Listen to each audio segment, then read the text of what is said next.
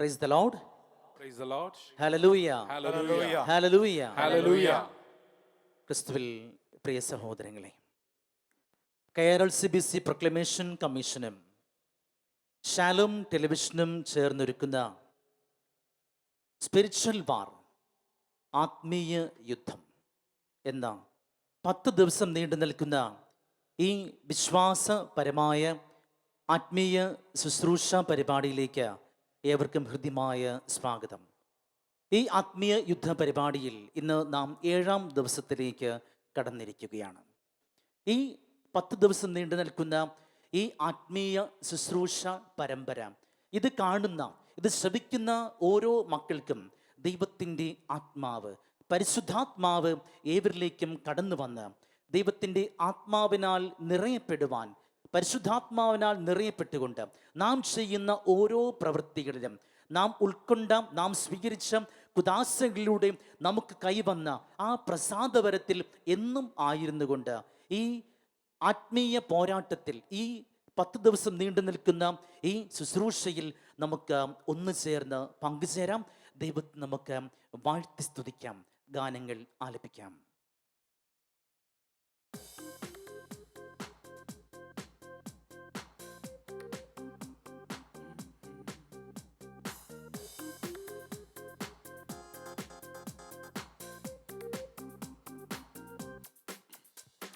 പന്തക്കുസ്തിൻ അഗ്നിയെ, അഭിഷേക ശക്തിയെ, ജീവജലത്തിനരുവിയെ എന്നിൽ നിറയണമേ. പന്തക്കുസ്തിൻ അഗ്നിയെ, അഭിഷേക ശക്തിയെ, ജീവജലത്തിനരുവിയെ എന്നിൽ നിറയണമേ. എന്നിൽ നിറയണമേ, ശക്തി നൽകണമേ, അഗ്നിജ്വാലയായി കത്തിപ്പടരണമേ. എന്നിൽ നിറയണമേ, ശക്തി നൽകണമേ, അഗ്നിജ്വാലയായി കത്തിപ്പടരണമേ. പന്തക്കുസ്തിൻ അഗ്നിയെ, അഭിഷേക ശക്തിയെ, ജീവജലത്തിനരുവിയെ എന്നിൽ നിറയണമേ. പന്തക്കുസ്തിൻ അഗ്നിയെ, അഭിഷേക ശക്തിയെ, ജീവജലത്തിനരുവിയെ എന്നിൽ നിറയണമേ. എന്നിൽ നിറയണമേ, ശക്തി നൽകണമേ, അഗ്നിജ്വാലയായി കത്തിപ്പടരണമേ. എന്നിൽ നിറയണമേ, ശക്തി നൽകണമേ, അഗ്നിജ്വാലയായി കത്തിപ്പടരണമേ.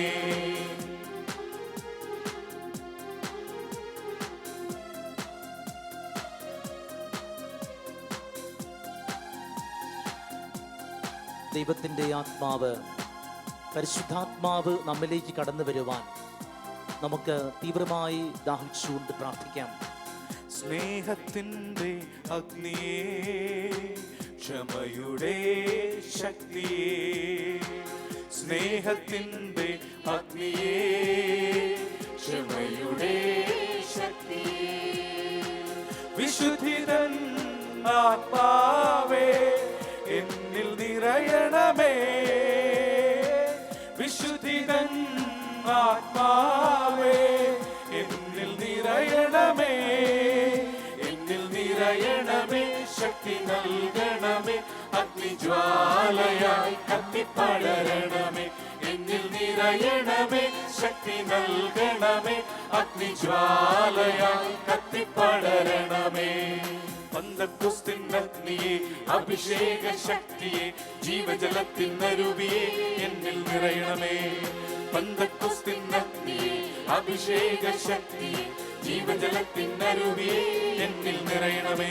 എന്നിൽ നിറയണമേ, ശക്തി നൽകണമേ, അഗ്നിജ്വാലയായി കത്തിപ്പടരണമേ.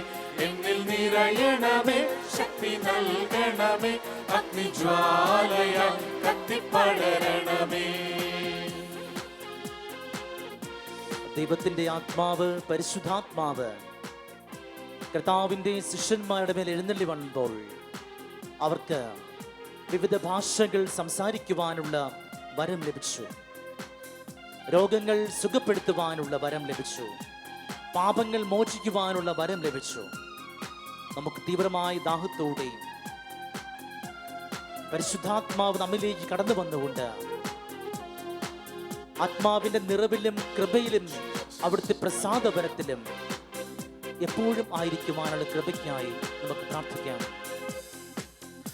ഉണർവിന്റെ അഗ്നിയേ സുവിശേഷ ശക്തിയേ ഉണർവിന്റെ അഗ്നിയേ സുവിശേഷ ശക്തിയേ കൃപയുടെ ആത്മാവേ എന്നിൽ നിറയണമേ കൃപയുടെ ആത്മാവേ എന്നിൽ നിറയണമേ എന്നിൽ നിറയണമേ ശക്തി നൽകണമേ അഗ്നിജ്വാലയായി കത്തിപ്പടരണമേ എന്നിൽ നിറയണമേ ശക്തി നൽകണമേ അഗ്നിജ്വാലയായി കത്തിപ്പടരണമേ പന്തക്കുസ്തിൻ അഗ്നിയെ അഭിഷേക ശക്തിയെ ജീവജലത്തിനരുവിയെ എന്നിൽ നിറയണമേ പന്തക്കുസ്തിൻ അഗ്നിയെ അഭിഷേക ശക്തിയെ ജീവജലത്തിനരുവിയെ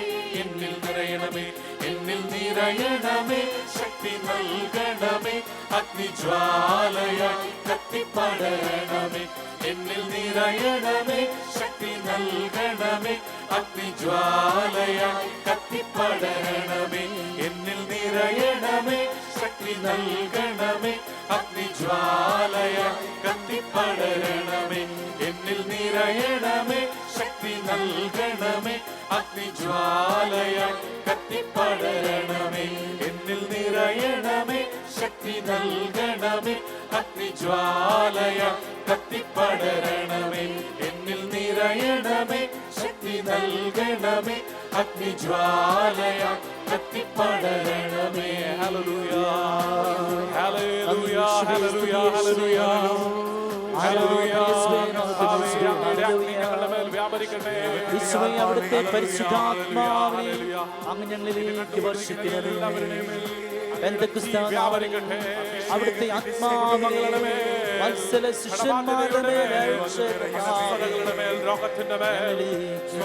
അവിടുത്തെ പരിശുദ്ധാത്മാവിനെ അയച്ച് ഞങ്ങളെ വിശുദ്ധീകരിക്കണമേ കർത്താവേ ഹല്ലേലൂയ അങ്ങ് യേശുവേ സ്തുതി യേശുവേ ആരാധന യേശുവേ hallelujah hallelujah in the name of Jesus in the name of Jesus പരിശുദ്ധാത്മാവേ വ്യാപരിക്കണമേ ഒരു കാട്ടുതീ പോലെ വളരട്ടെ ഒരു കാട്ടുതീ പോലെ ഈ അഭിഷേകം വ്യാപരിക്കട്ടെ ഹല്ലേലൂയ ഹല്ലേലൂയ ഹല്ലേലൂയ ഹല്ലേലൂയ ഹല്ലേലൂയ ചൂടാറിപ്പോയവരെല്ലാം ചൂട് പിടിക്കട്ടെ ഹല്ലേലൂയ ഹല്ലേലൂയ ഹല്ലേലൂയ ഹല്ലേലൂയ ഓടിപ്പോയതെല്ലാം നനയ്ക്കപ്പെടട്ടെ ഹല്ലേലൂയ ശൂന്യമായതെല്ലാം നിറയ്ക്കപ്പെടട്ടെ ഹല്ലേലൂയ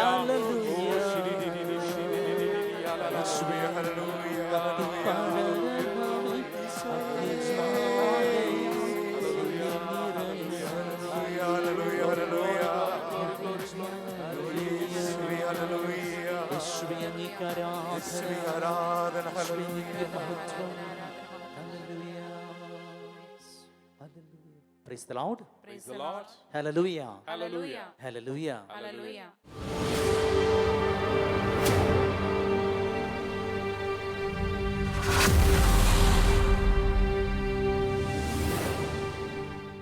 പിതാവിൻ്റെയും പുത്രൻ്റെയും പരിശുദ്ധാത്മാവിൻ്റെയും നാമത്തിൽ ആമേൻ. ഏറ്റവും വാത്സല്യമുള്ളവരെ, ആത്മീയ സമരത്തിൻ്റെ 7-ാം ദിവസമായ ഇന്ന് ആത്മീയ ആയുധങ്ങളായി വിശുദ്ധ പൗലോസ്ലീഹ എഫെസ്യർക്കാർക്ക് എഴുതിയ ലേഖനത്തിൽ നമുക്ക് ചൂണ്ടിക്കാട്ടുന്നതിൽ വിശ്വാസമെന്നുള്ള പരിച നമ്മൾ ധ്യാന വിഷയമാക്കുകയാണ്. വിശ്വാസത്തിൻ്റെ പ്രതീകമായിട്ട് നാം പലപ്പോഴും അതിപുരാതനമായി തന്നെ കാണുന്ന അടയാളങ്ങൾ നങ്കൂരമാണ്. ആദിമ ക്രൈസ്തവ വിശ്വാസികളുടെ കല്ലറകളിൽ രേഖപ്പെടുത്തിയിട്ടുള്ള നങ്കൂരം, അതല്ലെങ്കിൽ പാറ, ഇതൊക്കെ ഉറപ്പിൻ്റെയും സംരക്ഷണത്തിൻ്റെയൊക്കെ അടയാളമായി നമ്മൾ കണ്ടുപോരുന്നുണ്ട്.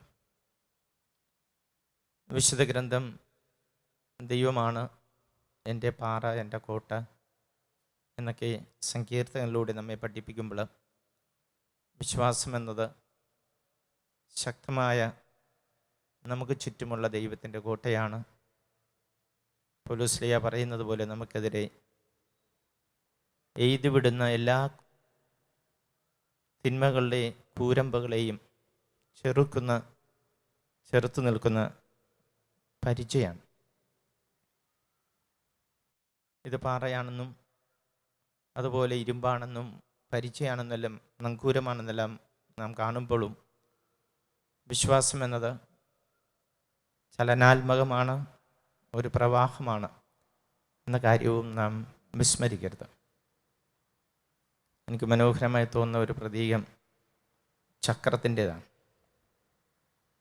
ചക്രം അത് ചലനാത്മകതയുടെ പ്രതീകമായിരിക്കുമ്പോഴും അതിൻ്റെ ഓരോ കമ്പികളും, ടയറിൻ്റെ ഓരോ കമ്പികളും അവ ഭദ്രമായിട്ട് അതിൻ്റെ ആക്സിസിൽ, അച്ചുതണ്ടിൽ ഭദ്രമായി നിലനിന്നുകൊണ്ട് മുൻപോട്ട് ഗമിക്കുമ്പോൾ ചലനം ശീഘ്രമുള്ളതാവുന്നു, എളുപ്പമുള്ളതാവും. വിശ്വാസമെന്നുള്ള ഈ പ്രവാഹവും കർത്താവിൽ, ദൈവത്തിൽ നങ്കൂരമിട്ട് നമ്മൾ നടത്തുന്ന ഒരു തീർത്ഥാടനമാണ്. വിശുദ്ധ ഗ്രന്ഥം നമ്മെ അത് ആവർത്തിച്ച് പഠിപ്പിക്കുന്ന ഒരു കാര്യമാണ്. വാക്കിംഗ് വിത്ത് ഗോഡ്, ദൈവത്തോടൊപ്പം നടക്കുക. ചലനാത്മകമാണ്, ദൈവത്തോടൊപ്പം സഞ്ചരിക്കുന്നതാണ് വിശ്വാസ ജീവിതം. വിശുദ്ധ ഗ്രന്ഥത്തിലെ ആദ്യ വിശുദ്ധനെന്ന് നമുക്ക് വേണമെങ്കിൽ പേര് ചൊല്ലി വിളിക്കാവുന്ന ഹേനോക്ക് പ്രളയത്തിന് മുൻപ് ജീവിച്ചിരുന്ന 10 തലമുറയിലെ ഏറ്റവും ഹ്രസ്വ ജീവിതം പൂർത്തീകരിച്ച ഒരു വ്യക്തിയാണ്. 365 വയസ്സേ ആയുസ്സുണ്ടായിരുന്നുള്ളൂ. അത് ഹ്രസ്വ ജീവിതം എന്ന് പറയുന്നത് പലരും 800ഉം 900ഉം, മത്തുസേല എന്നുള്ള പൂർവ്വപിതാവ് 969 വർഷം വരെയൊക്കെ ജീവിച്ച സുദീർഘമായ കാലഘട്ടങ്ങളിൽ ജീവിച്ചെന്ന് പറയുമ്പോൾ അതിലേറ്റവും ഹ്രസ്വമായ ജീവിതം നയിച്ച വ്യക്തിയാണ് ഹേനോക്ക്. 365 വർഷം. ഏറ്റവും ഹ്രസ്വമായിട്ട് അദ്ദേഹത്തെ പറ്റി വിവരിക്കുന്നുള്ളൂ. ഹെനോക്കിനെ ദൈവം സ്വീകരിച്ചു. അതുകൊണ്ട് ദൈവസന്നിധിയിലേക്ക് പ്രവേശിക്കപ്പെട്ടവൻ, സ്വീകരിക്കപ്പെട്ടവൻ. അതിനെ സംബന്ധിച്ച് വിശുദ്ധ ഗ്രന്ഥം ഒറ്റ വാക്കാ പറയുന്നത്, ഹെനോക്ക് ദൈവത്തോടൊപ്പം സഞ്ചരിച്ചു. അത് ഹെനോക്കിന് നീതിയായി തീർന്നു, വിശുദ്ധിയായി തീർന്നു. അദ്ദേഹം ആ തലമുറയിൽ നിന്ന് സംവഹിക്കപ്പെട്ടു. പിൽക്കാലത്ത് പുരാതന പാരമ്പര്യങ്ങളിലൂടെയെല്ലാം ഹെനോക്ക് ദൈവസന്നിധിയിൽ എത്തിയതുകൊണ്ട് സ്വർഗീയ കാര്യങ്ങളെപ്പറ്റി വെളിപ്പെടുത്തുന്ന ഒരു ദൂതനായിട്ടൊക്കെ പ്രത്യക്ഷപ്പെടുന്നുണ്ട്. ഹേനോക്കിൻ്റെ പുസ്തകം എന്ന പേരിൽ തന്നെ വിശുദ്ധ ഗ്രന്ഥത്തിൽ സ്ഥാനം പിടിച്ചിട്ടില്ലെങ്കിലും ഹേനോക്കിൻ്റെ പുസ്തകം എന്നുള്ള വലിയ ഒരു പുസ്തക സമുച്ചയമുണ്ട്. പുതിയ നിയമത്തിൽ ഹേനോക്കിൽ നിന്നൊക്കെ പത്രോസ്ലീഹ എടുത്ത് ഉദ്ധരിക്കുന്നുമുണ്ട്. ഹേനോക്കിൻ്റെ ജീവിതത്തെ, വിശ്വാസത്തിൻ്റെ ജീവിതത്തെ ഒറ്റ വാക്കിലാണ് സംഗ്രഹിച്ചിട്ടുള്ളത്. ഹേനോക്ക് ദൈവത്തോടൊപ്പം സഞ്ചരിച്ചു. വിശ്വാസത്തിൻ്റെ ദൃഷ്ടാന്തങ്ങളാകുന്ന പൂർവ്വപിതാക്കന്മാരും പൂർവികർ, ഇസ്രായേലിൻ്റെ പൂർവികർ, അല്ല അബ്രാഹത്തെ പറ്റി നമുക്ക് എപ്പോഴും അറിയാമല്ലോ. അബ്രാഹത്തിനോട് വിശ്വാസത്തിൻ്റെ യാത്ര ആരംഭിക്കുന്നത് സഞ്ചരിക്കുക എന്നുള്ള പദം ഉപയോഗിച്ചുകൊണ്ടാണ്. നീ പുറപ്പെടുക, നിൻ്റെ കുടുംബത്തിൽ നിന്ന്, നിൻ്റെ ജാതിയിൽ നിന്ന്, നിൻ്റെ ദേശത്ത് നിന്ന് നീ പുറപ്പെടുക. അബ്രാഹാം സഞ്ചരിച്ചുകൊണ്ട് വിശ്വാസത്തിൻ്റെ യാത്ര മുൻപോട്ട് കൊണ്ടുപോകുന്ന വ്യക്തിയാണ്. ദൈവത്തിലുള്ള ആശ്രയമാണ് പരീക്ഷണങ്ങളുടെ നടുവിൽ അബ്രാഹത്തിന് നീതീകരണമായി ഭവിക്കുന്നത്. പ്രായം ഏറി വരുന്നു. വാഗ്ദാനം ചെയ്ത നാട്ട് അദ്ദേഹത്തിന് ഇനിയും സ്വന്തമായിട്ടില്ല. സന്താനത്തിനായിട്ടുള്ള കാത്തിരിപ്പ് അനേകം വർഷങ്ങൾ നീളുന്നു. അങ്ങനെ പരീക്ഷണങ്ങൾ നിരവധിയാണ്. പക്ഷെ ദൈവത്തിൽ വിശ്വസിക്കുവാനായിട്ട് അബ്രാഹത്തിന് സാധിച്ചു. അതുകൊണ്ട് അവനത് നീതിയായി പരിഗണിക്കപ്പെട്ടു. അബ്രഹാം സഞ്ചരിച്ചുകൊണ്ട് നീതി പ്രാപിച്ച വ്യക്തിയാണ്.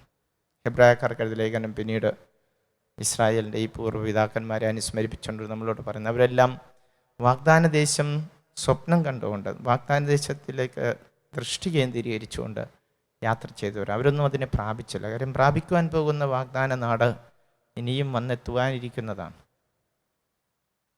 പാറയാണ്, നങ്കൂരമാണ് എന്നെല്ലാം നാം വിശേഷിപ്പിക്കുന്ന ഈ പരിചയാകുന്ന വിശ്വാസം ജീവിതത്തിൻ്റെ ഒരു ഡൈനാമിക് ജേണി, ചലനാത്മകമായ ഒരു യാത്രയെ സൂചിപ്പിക്കുവാനായിട്ട് ഞാൻ ഒരു ഉദാഹരണമെടുത്ത് പ്രസ്താവിച്ചു എന്നേ ഉള്ളൂ. ദൈവത്തിൻ്റെ സാന്നിധ്യവും ദൈവവും ഇസ്രായേലുമായിട്ടുള്ള അവരുടെ സഹവാസമെല്ലാം സഞ്ചാരങ്ങളിലൂടെയാണ് നമ്മൾ വിശുദ്ധ ഗ്രന്ഥം അവതരിപ്പിച്ചു പോരുന്നു. ഒരുപക്ഷെ ഇസ്രായേലിൻ്റെ ജീവിതത്തെ പറ്റി ഓർത്താലുള്ളത് അവരെപ്പോഴും സഞ്ചരിച്ചുകൊണ്ടിരിക്കുന്ന ഒരു സമൂഹമാണെന്നതാണ്. വാഗ്ദാന നാട്ടിൽ പുറപ്പെട്ട അബ്രാഹവും അബ്രാഹത്തിൻ്റെ പുത്രന്മാരും ആ ചെറുസംഘം അവസാനം എത്തുന്നത് ഈജിപ്തിലാണ്. പിന്നീട് ഈജിപ്തിൽ നിന്നും സഞ്ചാരമാണ്. മരുഭൂമിയിലുള്ള 40 വർഷം ഇസ്രായേലിൻ്റെ ജീവിതത്തിലെ വിശ്വാസത്തിൻ്റെ വിജയത്തിൻ്റെയും പരീക്ഷണങ്ങളുടെയും പരാജയത്തിൻ്റെയും ഒക്കെയുള്ള ഒരു കാലഘട്ടമായിട്ടാണ് നമ്മളോട് വിശുദ്ധ ഗ്രന്ഥം പറഞ്ഞു നൽകുന്നത്. അതിലേറ്റവും ഈ വിഷയത്തോട് അനുബന്ധിച്ച് കാണുമ്പോൾ ഇസ്രായേൽ മാത്രമല്ല സഞ്ചരിക്കുന്നവർ, ഇസ്രായേലിൻ്റെ നടുവിൽ ദൈവവും ഒരു കൂടാരവാസിയായി സഞ്ചരിക്കുന്നു എന്നതാണ് വളരെ മനോഹരമായിട്ട് വിശുദ്ധ ഗ്രന്ഥം നമുക്ക് നൽകുന്ന വിവരണം. ദൈവം ആവശ്യപ്പെട്ടത് ഒരു ഭദ്രാസനമല്ല. ദൈവം ആവശ്യപ്പെട്ടത് പാറമേൽ പണിതുയർത്തിയ ഒരു ദേവാലയമല്ല. മറിച്ച് അവിടുന്ന് ആവശ്യപ്പെട്ടത് ഇസ്രായേലിൻ്റെ മധ്യത്തിൽ എനിക്ക് വസിക്കുന്നതിനായിട്ട് നീ ഒരു കൂടാരം തീർക്കണം. ആ കൂടാരത്തിൻ്റെ പ്രത്യേകത അതുമായിട്ട് ബന്ധപ്പെട്ടുള്ള എല്ലാ നിർമ്മിതി പ്രവർത്തനത്തിൻ്റെ ഒരു പ്രധാനപ്പെട്ട ഭാഗം അതിനൊരു തുളയുണ്ടാകണമെന്നത്. എന്തിനാണ് ഈ തുളയെന്ന് ചോദിച്ചു കഴിഞ്ഞാൽ അതിനിടയിലൂടെ ഒരു വടി കോർത്തിട്ട് ദണ്ണ് കോർത്തിട്ട് അത് തോളിൽ വെച്ചുകൊണ്ട് ചുമന്നുകൊണ്ട് പോകണം. അപ്പോൾ എല്ലാം ചുരുട്ടിയെടുക്കാവുന്നതായ കൂടാരവിരികൾ, ചുമന്നുകൊണ്ട് പോകാൻ പറ്റുന്ന ഉടമ്പടിയുടെ പേടകം, മറ്റെല്ലാം ചലനാത്മകമാണ്. ദൈവം സഞ്ചാരിയാണ്, ദൈവം കൂടാരവാസിയാണ്. ഇസ്രായേലിൻ്റെ ജീവിതത്തിൻ്റെ ഈ ചലനാത്മകതയെ പുറപ്പാട് പുസ്തകത്തിൻ്റെ സമാപനത്തിൽ ദൈവം ആവശ്യപ്പെടുന്ന പ്രകാരം മോശ ഇങ്ങനെ കൂടാരത്തിൻ്റെ പണി പൂർത്തീകരിക്കുമ്പോൾ അതിൽ ദൈവസാന്നിധ്യമാവുന്ന മേഘസ്തംഭവും അഗ്നിയും വന്ന് അതിനെ മൂടുന്നു. പിന്നീട് ഇസ്രായേൽക്കാർക്ക് മുൻപേ നടക്കുന്നത് ഈ അഗ്നിസ്തംഭവും ഈ കാർമേഘവുമായിരുന്നു. അത് സഞ്ചരിക്കുമ്പോഴെല്ലാം ഇസ്രായേലും സഞ്ചരിച്ചു. സഞ്ചാരമാണ്, ആ കൂട്ടായ്മയുടെ യാത്രയാണ്. അതിൽ ഞാൻ പറഞ്ഞത് വലിയൊരു കൂട്ടായ്മയുടെ യാത്രയായിരിക്കുന്നിടത്തോളം തന്നെ പരീക്ഷണങ്ങളുടെ യാത്രയാണ്. ഇസ്രായേലിൻ്റെ ഈജിപ്തിൽ നിന്ന് പുറപ്പെട്ടതിൽ വാഗ്ദാന നാട്ടിൽ എത്തിപ്പെടുന്നവർ കേവലം 2 പേര് മാത്രമാണ്. നേതാക്കന്മാർ വരെയും മോശ ഉൾപ്പെടെ യാത്ര പൂർത്തിയാക്കുന്നില്ല എന്നതാണ് ഈ വിവരണം നമ്മെ ഓർമ്മിപ്പിക്കുന്നത്. പുതിയ തലമുറകളാണ് ഈ യാത്ര തുടരുന്നത്. എന്നാലും വിശ്വാസം ഒരു യാത്രയാണ്. അത് പാറയാണ്, അത് നങ്കൂരമാണ്. കുറച്ചുകൂടി ഞാൻ പ്രിയപ്പെട്ട ഒരു ഇമേജായിട്ട് എടുത്ത് പറഞ്ഞത്, അത് ഒരു ചക്രം പോലെ കാണണം. ഭൂമിയുടെയും പ്രപഞ്ചഗോളങ്ങളിലേക്ക് ചലനം എല്ലാം ഗോളങ്ങളാണല്ലോ അവയെല്ലാം ചലിക്കുന്നത്. അച്ചുതുണ്ടിൽ കറങ്ങിക്കൊണ്ട് അവയുടെ സഞ്ചാരപഥം പൂർത്തിയാക്കുന്നത്. അതുപോലെ തന്നെ ദൈവത്തിന് ചുറ്റുമായി, വിശ്വാസ രഹസ്യങ്ങൾക്ക് ചുറ്റുമായി സഞ്ചരിച്ചുകൊണ്ട് ഇസ്രായേൽ മുൻപോട്ടുള്ള യാത്രയാണ്. വാഗ്ദാനത്തിൻ്റെ യാത്രയാണത്.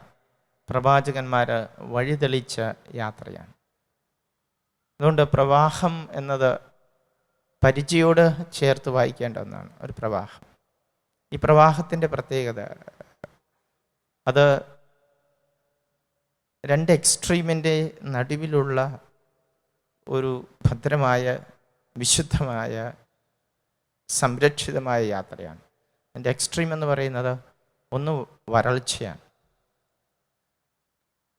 സൃഷ്ടിയുടെ പുസ്തകത്തിൽ നമ്മൾ 2-ാം അധ്യായത്തിലെ വിവരണത്തിൽ ആദ്യമേ തന്നെ കേൾക്കുന്നത് ജലമില്ലെന്നുള്ള ഒന്നല്ല. ജലമില്ലാത്തത് കൊണ്ട് ദൈവം തൻ്റെ സാന്നിധ്യം അറിയിക്കുന്ന കൃപയായിട്ട് ആദ്യമേ തന്നെ നൽകുന്നത് ജലമില്ലാത്ത ഊഷരമായ ആ മരുഭൂമിയിൽ പ്രവാഹത്തെ നൽകിക്കൊണ്ടാണ്. ആ പ്രവാഹങ്ങൾ കൈവഴികളായി തിരിഞ്ഞ് ലോകം മുഴുവനും അനുഗ്രഹത്തിൻ്റെ നീർച്ചാലുകളായി മാറുന്ന, പ്രവാഹങ്ങളായി മാറുന്ന 4 നദികളായി പിരിയുന്നു.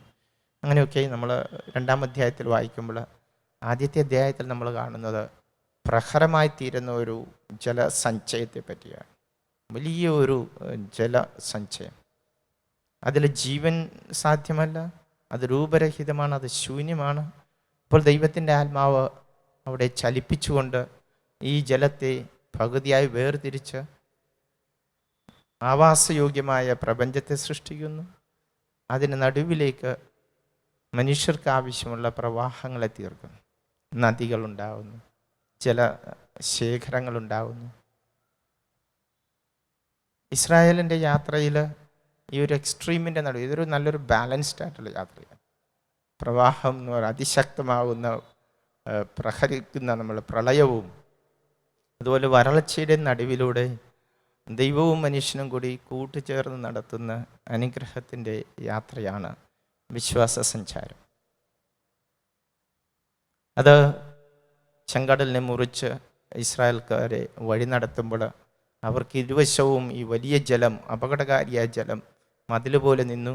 കടന്നു പോയതിനു ശേഷം ഫറവോൻ്റെയും സൈന്യത്തെയും അത് മുക്കിക്കളയുകയും ചെയ്തു.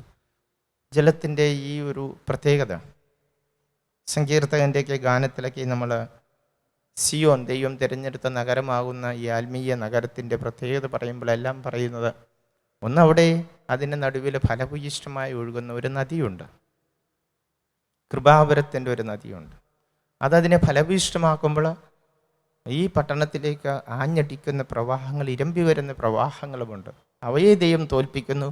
പകരം ഭദ്രമായ കൃപാവരത്തിൻ്റെ ഈ നദിയെ ഈ നഗരത്തിലൂടെ ദൈവം ഒഴുക്കിക്കൊണ്ടിരിക്കുന്നു. വിശ്വാസത്തിൻ്റെ നായകനാകുന്ന ഒരു കഥാപാത്രമാണ് പഴയ നിയമത്തിലെ പ്രവാചകനായ യേശയ്യ. അദ്ദേഹം ആഹാസുമായിട്ടുള്ള സംഭാഷണത്തിലൂടെ, ഞാൻ ഈ പറയുന്നതിൻ്റെ ആ അധ്യായം 7-ാം അധ്യായം, യേശയ്യയുടെ പ്രവചനം 7-ാം അധ്യായത്തിൻ്റെ പ്രത്യേകത നമ്മെ സംബന്ധിച്ചിടത്തോളം ക്രിസ്തുവിൻ്റെ ജനനത്തെ പറ്റിയുള്ള ഒരു വാഗ്ദാനം നൽകുന്ന, ഏറ്റവും ശ്രദ്ധ ആവശ്യപ്പെടുന്ന അധ്യായമാണ്. ഇമ്മാനുവലിൻ്റെ ജനനത്തെ പറ്റി പറയുന്നതാണ്. ഇമ്മാനുവലിൻ്റെ ജനനം, ദൈവം നൽകുന്ന ശിശുവിൻ്റെ പേരാണ് ഇമ്മാനുവൽ. കന്യക ഗർഭം ധരിക്കുവാൻ പോകുന്ന ശിശു, അത് ഇവൻ ഇമ്മാനുവൽ എന്ന് വിളിക്കപ്പെടും. ആ സംഭാഷണം നടക്കുന്നത് ഒരു നീർച്ചാലിനരികെ വെച്ചാണ്. എന്തുകൊണ്ട് നീർച്ചാൽ തിരഞ്ഞെടുത്തു? അലക്കുകാരൻ വസ്ത്രം കഴുകി വെളുപ്പിക്കുന്ന ഒരു കുളത്തിനരികിലുള്ള ഒരു നീർച്ചാൽ എന്തുകൊണ്ട് തിരഞ്ഞെടുത്തു എന്ന് ചോദിച്ചാൽ, യെശയ്യാ പ്രവാചകൻ അതിനോട് തൊട്ട് ചേർത്ത് വെക്കുന്നത് ഒരു മഹാപ്രളയത്തെയാണ്. പശ്ചാത്തലം, അസീറിയ രാജാവ് വളരെ ശക്തി പ്രാപിക്കുന്ന വലിയ സാമ്രാട്ട് അസീറിയ രാജാവ്, അസീറിയ അതിൻ്റെ തന്ത്രങ്ങളുമായിട്ട് എല്ലാ രാജ്യങ്ങളെയും കീഴ്പ്പെടുത്തുന്നു. അക്കൂട്ടത്തിൽ ചെറു രാജ്യമായ ഈ ഇസ്രായേൽ, യൂദയായും കീഴ്പ്പെടുത്തുവാനായിട്ട് വരുന്നു. യൂദയിലെ രാജാവ് വിറച്ചുപോയ നിമിഷം അദ്ദേഹം തൻ്റെ തന്ത്രങ്ങളെ മെനഞ്ഞു. അദ്ദേഹം കണ്ടെത്തിയത് ഈ സമയം ഏറ്റവും നല്ലത് അസീറിയയോട് മുൻകൂർ തന്നെ തൻ്റെ മെസ്സഞ്ചേഴ്സിനെ അയച്ച്, ദൂതന്മാരയച്ച് സമാധാനം തേടുക. അങ്ങനെ അസീറിയയ്ക്ക് അടിയറ വെച്ചുകൊണ്ട്, യുദ്ധത്തിന് ഞാനില്ല, നീ ഇവിടെ വന്ന് ഭരിച്ചുകൊള്ളുക, ഞാൻ നിൻ്റെ ദാസനായി ഭരിച്ചുകൊള്ളാമെന്നുള്ള അടിയറ വെച്ചുകൊണ്ട് നൽകുന്ന ഒരു സമ്മതം അറിയിക്കുവാനായിട്ട് തൻ്റെ എൻവോയ്സ്, അംബാസഡേഴ്സിനെ അയച്ച പശ്ചാത്തലം. ആ അവസരത്തിലാണ് യേശയ്യയുടെ രംഗപ്രവേശനവും ഈ രാജാവിൻ്റെ മുൻപിൽ. പറയുവാനായിട്ടുള്ളത്, നീ വിശ്വസിക്കുക. വിശ്വാസത്തെപ്പറ്റി ഏറ്റവും കൂടുതൽ പറയുന്നവർ ആമേൻ എന്നുള്ള പദം അതിൻ്റെ മൂലാർത്ഥത്തിലെടുത്ത് ഉപയോഗിക്കുന്ന ഒരു പ്രത്യേക ഭാഗമാണ് യേശയ്യയുടെ ഈ 7-ാം അധ്യായത്തിൽ. നീ വിശ്വസിച്ചാൽ നീ നിലനിൽക്കും, വിശ്വസിക്കുന്നില്ലെങ്കിൽ നീ നിലനിൽക്കുകയില്ല. യേശയ്യക്ക് ഇതാണ് പറയുന്നത്, വിശ്വസിക്കുക. എന്തിലാണ് ഈ ആഹാസ് രാജാവ് വിശ്വസിക്കേണ്ടത്? ദൈവത്തിൻ്റെ വാഗ്ദാനത്തിൽ വിശ്വസിക്കണം. ഈ സിംഹാസനം ദൈവം തിരഞ്ഞെടുത്ത സിംഹാസനമാണെന്നും അതിനെ കാവലായി നിൽക്കുന്നത് ദൈവം തന്നെയാണെന്നും അതുകൊണ്ട് ഇതിനെതിരെ വരുന്ന പ്രക്ഷുബ്ധമായവ ഒന്നും ഇതിനെ തകർക്കയില്ലെന്നും ആഹാസിനോട് വിശ്വസിക്കാൻ ആവശ്യപ്പെട്ടു. ആഹാസിന് അത് തന്നെയാണ് ബുദ്ധിമുട്ടായി തീർന്നത്. അങ്ങനെ വിശ്വസിച്ചാൽ താൻ പരാജയപ്പെടുമെന്ന് കണ്ട് ആഹാസ് നടത്തിയ തന്ത്രമായിരുന്നു ഈ തൻ്റെ അംബാസഡേഴ്സിനെ അയച്ചുകൊണ്ട് മുൻകൂർ അസീറിയക്ക് അടിയറ സമ്മതം പറഞ്ഞു കൊടുത്തു. ഈ അവസരത്തിൽ ആഹാസ് യെശയ്യാ പ്രവാചകൻ തൻ്റെ മോനുമായിട്ട് തൻ്റെ മകനുമായിട്ട് നിന്ന് ആഹാസിനെ കണ്ടുമുട്ടുന്ന ഇടം ശാന്തമായി ഒഴുകുന്ന ഒരു നീർച്ചാലിൻ്റെ ഇടമാണ്. അലക്കുകാരൻ്റെ കളത്തിനുള്ള അരികിലുള്ള നീർച്ചാലിൻ്റെ ഇടം. എന്നിട്ട് ഇയാൾ വിശ്വസിക്കാത്തതുകൊണ്ട് ആഹാസ് വിശ്വസിക്കാൻ പരാജയപ്പെട്ടവരടുത്ത് ഇമ്മാനുവലിൻ്റെ വാഗ്ദാനം നൽകിയതിന് ശേഷം ഈ വിശ്വാസ പരാജയത്തിന് ആഹാസ് കൊടുക്കാൻ പോകുന്ന കടുത്ത വിലയെപ്പറ്റി പറയും. അത്തരം അവസരത്തിൽ അസീറിയയെ വിശേഷിപ്പിക്കുന്നത് കൂട്ടമായി വരുന്ന വെട്ടുക്കിളികളായിട്ടാണ്.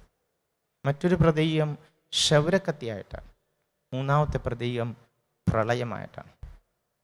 നീ ശാന്തമായി ഒഴുകുന്ന ഷീലോയിലെ ഈ പ്രവാഹത്തെ നീ തള്ളിപ്പറഞ്ഞുള്ളതുകൊണ്ടാൽ ദൈവം നിനക്കെതിരെ വെച്ചിരിക്കുന്നത് മഹാപ്രളയമാണ്, അസീറിയ എന്നുള്ള പ്രളയം.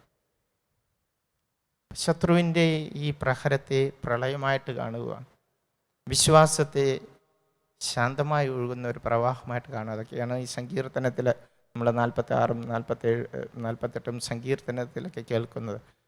ഇവിടെ ശാന്തമായി ഒഴുകുന്ന ഒരു പ്രവാഹമുണ്ട്. എസെക്കിയേൽ പ്രവാചകൻ തൻ്റെ വാഗ്ദാനങ്ങളിലൂടെ നമുക്ക് നൽകുന്ന പ്രത്യാശയുടെ വീണ്ടെടുപ്പിൻ്റെ വിശുദ്ധീകരണത്തിൻ്റെ പുതിയ നാളുകളെ എസെക്കിയേൽ പ്രവാചകൻ രൂപപ്പെടുത്തുന്നത് മഹത്തായ ഒരു പ്രവാഹത്തോടു കൂടി പറഞ്ഞുകൊണ്ടാണ്. ദേവാലയത്തിൽ നിന്ന് നിർഗളിക്കുന്ന ഒരു പ്രവാഹം. ആ പ്രവാഹം മരുഭൂമിയിലേക്ക് ഒഴുകുന്നു.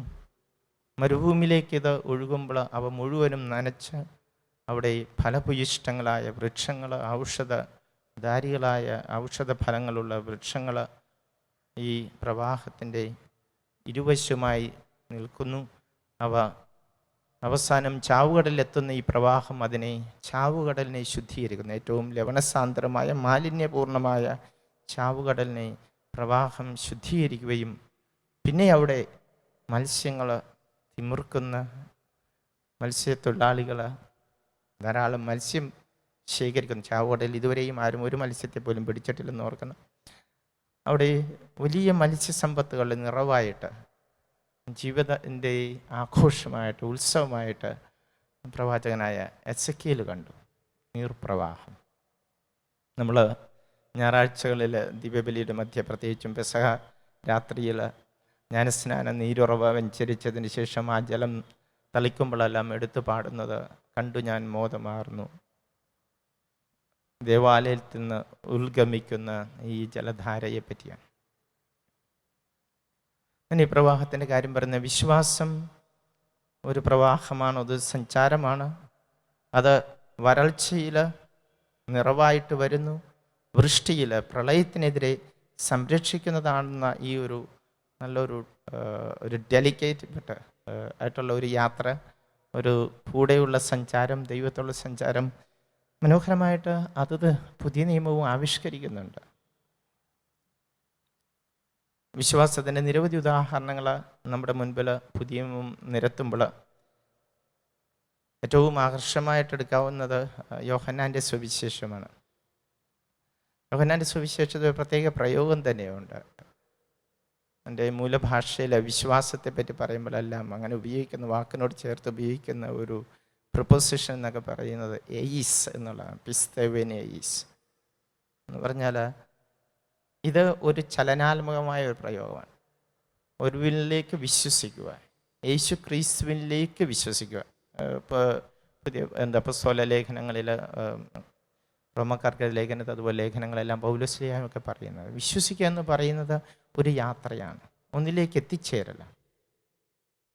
യോഹന്നാൻ സുവിശേഷൻ മനോഹരമായിട്ട് നമുക്ക് ഈ ജലമെന്നുള്ള പ്രതീകത്തെ ഉപയോഗിച്ചുകൊണ്ട്, പ്രവാഹം എന്നുള്ള പ്രതീകത്തെ ഉപയോഗിച്ചുകൊണ്ട് വിശ്വാസത്തിൻ്റെ ഈ യാത്രയെ നമ്മെ നന്നായി അനുസ്മരിപ്പിക്കുന്നുണ്ട്.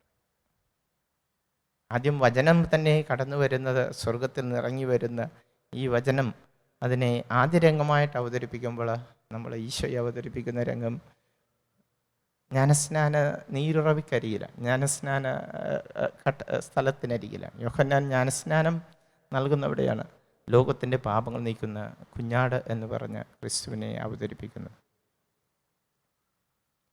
ഈ പ്രവാഹത്തിൻ്റെ ചേർത്തുകൊണ്ട് പിറകെ ശിഷ്യന്മാർ കൂടുന്നതും യേശുവിൽ വിശ്വസിക്കുന്നതും എല്ലാം ജ്ഞാനസ്നാന ജലത്തിൻ്റെ ഒരു പശ്ചാത്തലത്തിലാണ്. 4-ാം അധ്യായത്തിൽ ഒരു പ്രവാഹത്തിന് ചുറ്റും ഇരുന്നുമാണ് വിശ്വാസത്തിൻ്റെ സംഭാഷണം നടക്കുന്നത്. സമരക്കാരത്തിയും യേശുമായിട്ടുള്ള സംഭാഷണം കിണറ്റിൻകരയിലാണ്. അതൊരു പൂർവ്വജല സഞ്ചയമാണ്. യാക്കോബിൻ്റെ സമയത്തുണ്ടായിരുന്ന കിണറെന്ന് വിശേഷിപ്പിക്കപ്പെടുന്ന ഒരു കിണർ. ഇതിലെ ജലം എങ്ങനെ ശേഖരിക്കും, ജലം എങ്ങനെ നൽകും? എന്നിൽ നിന്ന് ജലം സ്വീകരിക്കുന്നവർക്ക് ദാഹിക്കുകയില്ല എന്നുള്ള യേശുവിൻ്റെ ഉറപ്പ്, വിശ്വാസം അങ്കുരിപ്പിക്കുന്നത്, അവളുടെ ജന്മമെടുക്കുന്നത് ഈ ഒരു പ്രവാഹം ആവിർഭവിക്കുന്നത് പോലെ. കുറച്ചുകൂടി മുമ്പോട്ട് നീങ്ങുമ്പോൾ നമ്മൾ ഈ ജലത്തിൻ്റെ പ്രയോഗം വീണ്ടും വീണ്ടും നമ്മൾ യോഹന്നാൻ്റെ സുവിശേഷത്തിൽ കാണുന്നുണ്ട്. ഒരു അന്ധന് കാഴ്ച നൽകുമ്പോൾ തളർവാദ രോഗിയെല്ലാം ചലിപ്പിക്കുന്ന, മാലാഹോ എന്ന് ചലിപ്പിക്കുന്ന ഒരു ജലത്തിലൂടെ സൗഖ്യം പ്രാപിക്കുന്ന തളർവാദ രോഗിയുണ്ട്. ശിലോഹ അയക്കപ്പെട്ട കുളത്തിൽ പോയി കണ്ണ് കഴുകി സൗഖ്യം പ്രാപിക്കുന്ന കുരുടനുണ്ട്. എല്ലാറ്റിലുപരിയായിട്ട് 7-ാം അധ്യായത്തിലെ ഈശോ ഇസ്രായേൽക്കാരുടെ കൂടാരത്തിരുന്നാളിൻ്റെ പ്രത്യേകത, അവിടെ ജനങ്ങളെയൊക്കെ ജലം കൊണ്ട് ആശീർവദിച്ചിരുന്ന ഒരു തിരുനാൾ കൂടിയായിരുന്നു.